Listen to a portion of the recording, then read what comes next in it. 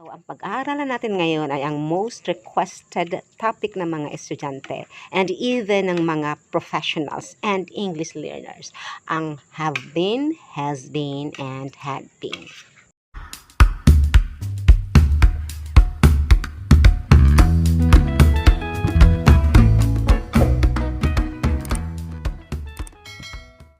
Hello there! Kumusta po kayo? This is Marisol Templo and welcome back to my channel. If this is your first time here, please don't forget to press the subscribe button and hit the notification bell so you will be notified every time I upload a new content. Like and share if you like this.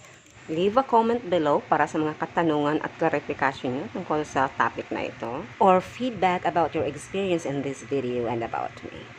Okay, have been, has been, and had been. Pag-uusapan natin ang tatlong gamit nila, kung paano at ano ang tamang paggamit sa kanila. And of course, as always, there will be a quick test at the end of the video to test your understanding about the topic. Pwede niyong i-pause ang video kung kulang yung oras niyo so you can catch up with the test. I-familiarize muna natin ang mga sarili natin dito before we jump to the main topic, okay? Sa table na ito, makikita natin na kapag ang subject ay he, she, it, or other singular noun or subject, ang ginagamit ay has been at ito ay sa pangkasalukuyang pangyayari o kaganapan. At kapag ang subject ay I, you, we, they, or other plural noun or subject, ang gagamitin or ginagamit ay have been at kapares din ito ng has been na pangkasalukuyang kaganapan. At dito makikita rin natin ang had been ay ginagamit para sa nakaraang action o pangyayari o kaganapan at ito ay ginagamit para sa singular or plural subject. So walang pagkakaiba, walang pagkalito, singular man or plural, he, she, it, they, we, I, you, ang ginagamit ay had been.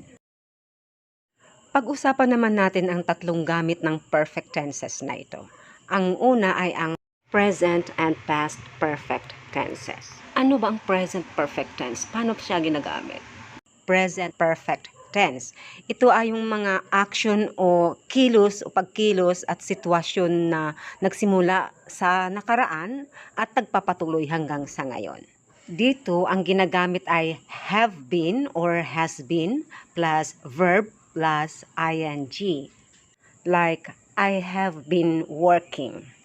Have been plus the verb work plus ing.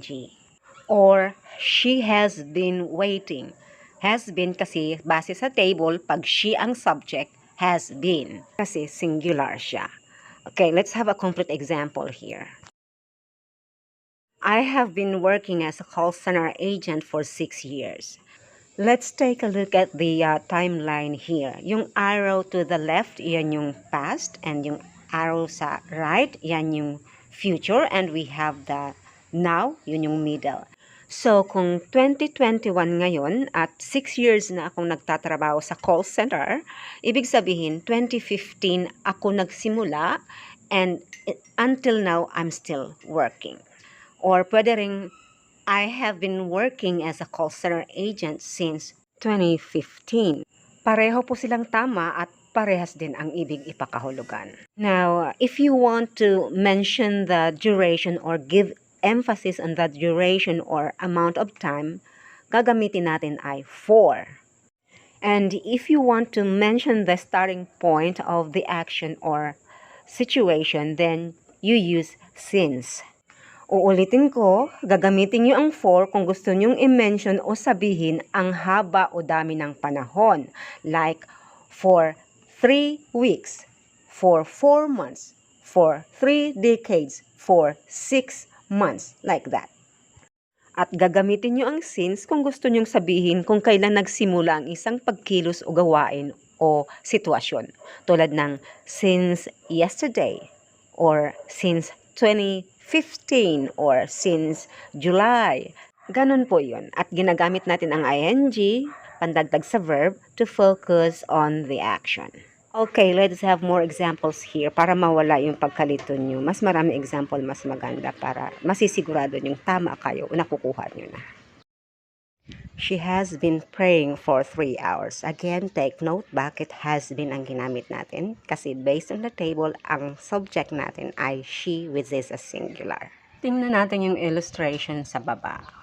Let us say na 7 p.m. na ngayon. And kung 3 hours na siyang nananalangin or nagpipray, ibig sabihin, 3 hours ago, that was 4 p.m. So, ngayon 7 p.m. na, nagpipray pa rin siya. And pwede pa rin siyang magpray, magpatuloy.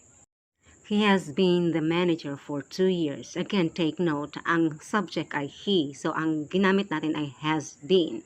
So, if 2 years na siyang nagtatrabaho as a manager and this year is 2021, ibig sabihin he started working since 2019. Dito, ang binibigyan ng diin ay yung haba o tagal ng panahon niya as a manager, which is for 2 years. Now, if you want to give emphasis on the date when he started working as a manager, then you would say he has been the manager since 2019. So, ang gusto mong sabihin dito or ipunto ay kung kailan siya nagsimula bilang manager. So, either way, whether gamitin mo for 2 years or since 2019, parehas din silang tama. Iisa lang ang ibig sabihin nila. Another example, they have been married for 50 years. Wow, ang tagal. But take note, ang ginamit natin dito ay have been kasi ang subject natin ay they, plural. So, kung 50 years na silang kasal at 2021 ngayon, ibig sabihin, ikinasal sila noong 1971. Wow, kakatuwa. Dito, ang pinupunto or ine-emphasize ay yung haba o tagal ng kanilang pagiging mag-asawa, which is for 50 years. Again, pwede nyo ring sabihin na they have been married since 1971. Dito naman, ang binibigyan nyo ng emphasis or punto ay kung kailan at anong taon sila ikinasal. Hindi yung haba ng panahon, kundi kung kailan yung taon. So, ito yung mga examples ng present perfect tense. Ito yung mga action or kaganapan o sitwasyon na naumpisahan o inumpisahan sa nakaraan at nagpapatuloy pa rin hanggang sa ngayon at pwede pa rin magpatuloy in the future.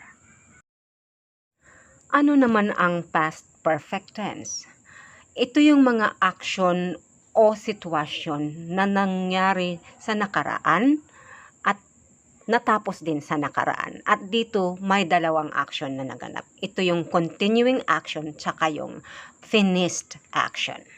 Balikan natin yung example sa present perfect tense at ikumpara natin dito sa past perfect tense.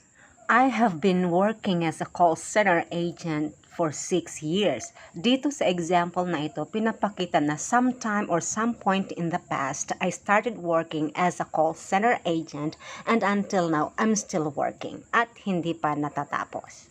And there's a possibility that I will still continue working in the future. So, hindi pa tapos. Now, tingnan naman natin yung example ng past perfect tense. I had been working as a call center agent for 6 years when I quit my job. So, kung 2021 ngayon at naka 6 years ako sa work before ako nag-quit, ibig sabihin that was 2015.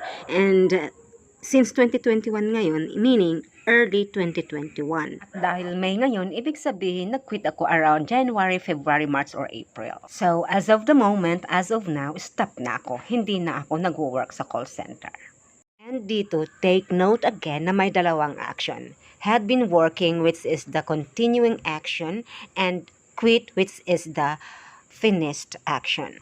Meaning, wala na, tapos na, work ended. No more, stop na. It was ended, tapos na, at hindi na nangyayari sa ngayon. So, meaning, hindi na nagtatrabaho o may iba ng trabaho. Ganon yun.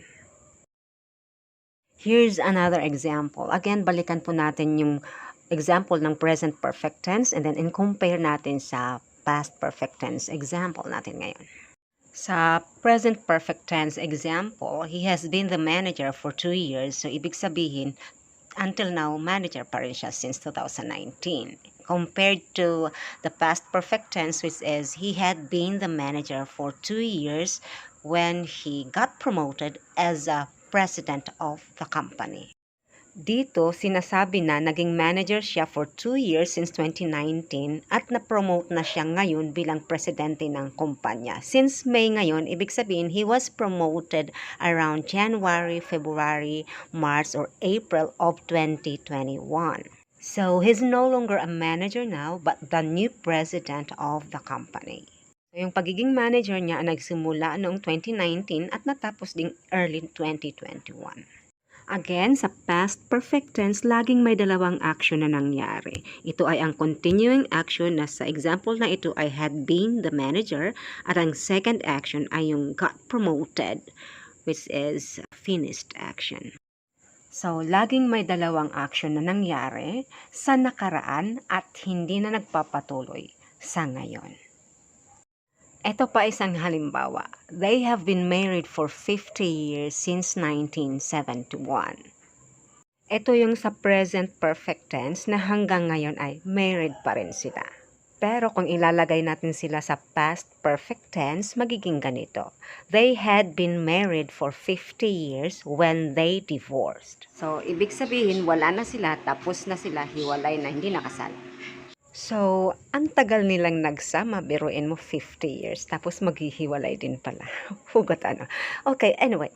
So, kung 50 years silang nagsama at nagpakasal sila noong 1971, meaning kaka-divorce lang nila ngayong 2021, maybe early January, February, March. Just recently, siguro sa COVID na ito, pasaway itong COVID kasi. Kung kailan sila nag 50 years, saka sila maghihiwalay. Grabe, no? Sayang. Kasalanan talaga to ni COVID, eh. Alright, i-wrap up naman natin ngayon ang natutunan natin o na-discuss sa unang gamit ng have been, has been, and had been.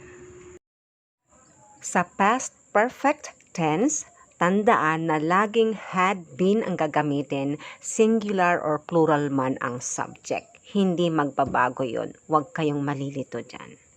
At tandaan din na sa past perfect tense, may dalawang action. Ito ay ang continuing action at ang finished action. Ito ay nangyari sa nakaraan at hindi na nagpapatuloy sa ngayon. At ang present perfect tense ay ang action o sitwasyon na nangyari o nasimulan sa nakaraan at nagpapatuloy pa rin hanggang sa ngayon at posible pang mangyari o magpatuloy in the future. And that is the first use of have been, has been, and had been. Now, let us proceed to their next use, which is the passive voice. Ano ba ang passive voice? Ang passive voice, ito yung mga actions o pangyayari or sitwasyon na nangyari lang just recently, like few hours ago, few minutes, few days ago. So, just recently. For example, nag-online shopping ka. So, nag-order ka ng items.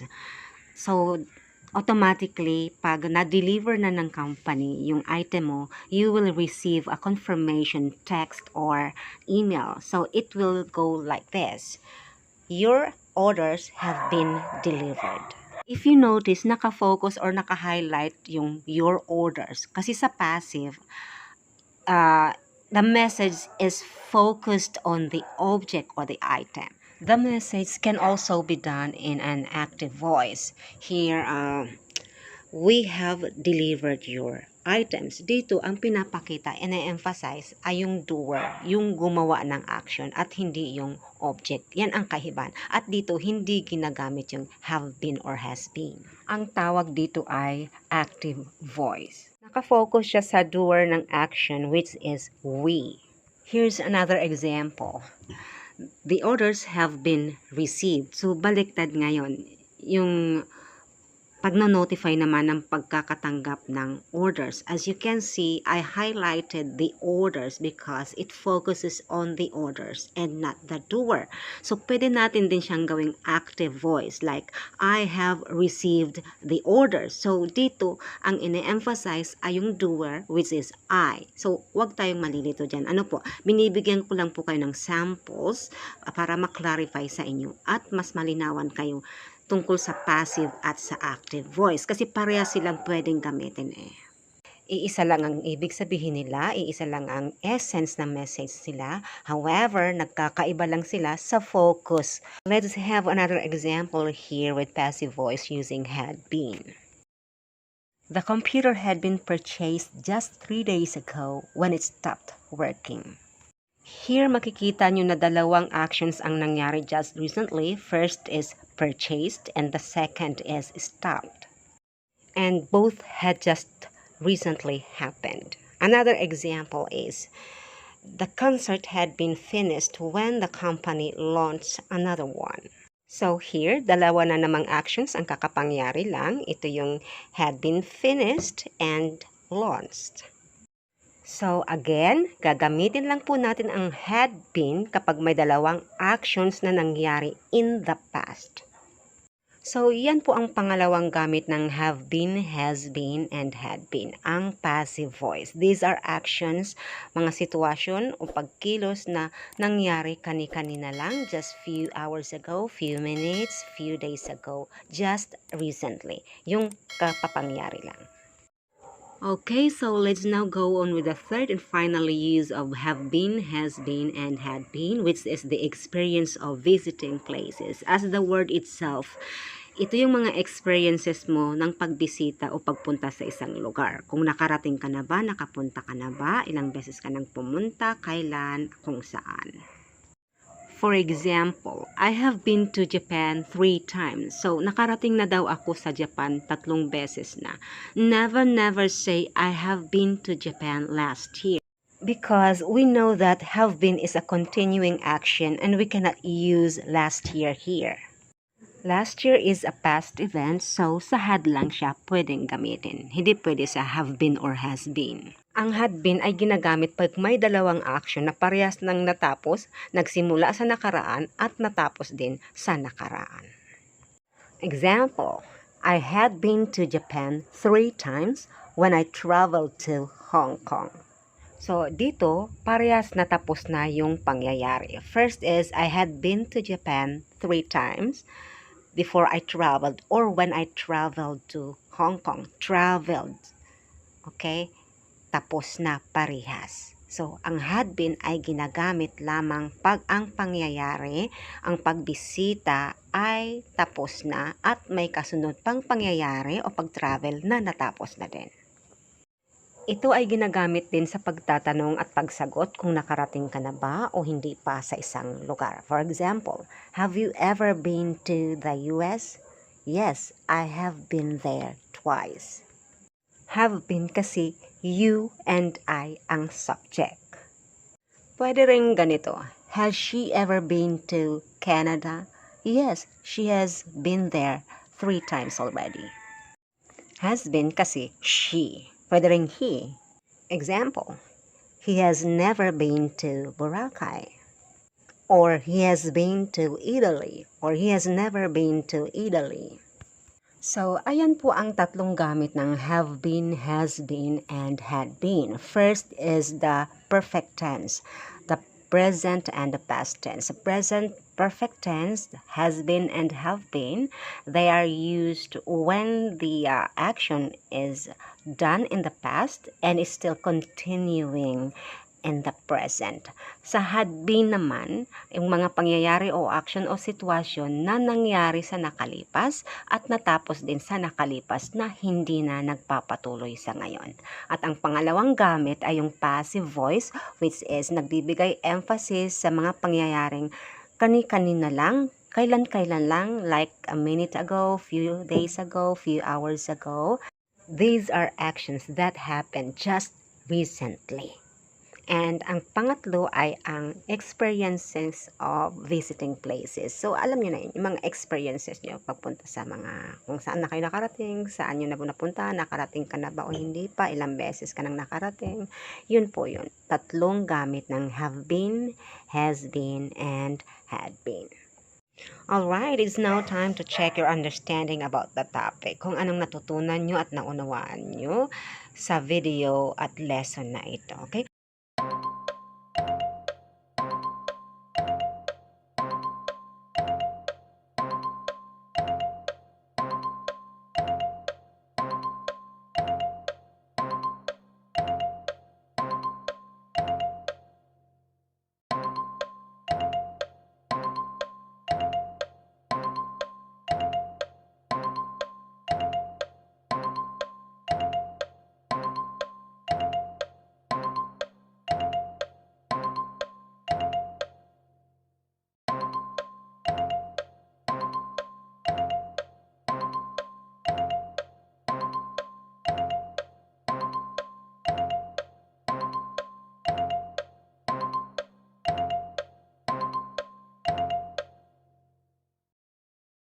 Comment down your scores sa comment box kung ilan ang nakuha nyo. Kung meron din kayong clarifications or questions that you need me to answer or you need more explanation, please feel free to ask me. Maraming salamat po sa panunood at kung may natutunan kayo at nagustuhan nyo ang videong ito, press the like button and kung hindi pa kayo nakasubscribe, subscribe na kayo dyan. I-hit nyo rin po yung bell button para updated kayo every time I upload a new video sa mas marami pang lessons. And if you have a topic that you want me to tackle, then i-comment nyo lang po. Okay? Salamat po. And just like I always say, believe in yourself, believe in God, and share love. Have a nice day. To God be all the glory and God bless you all. Thank you.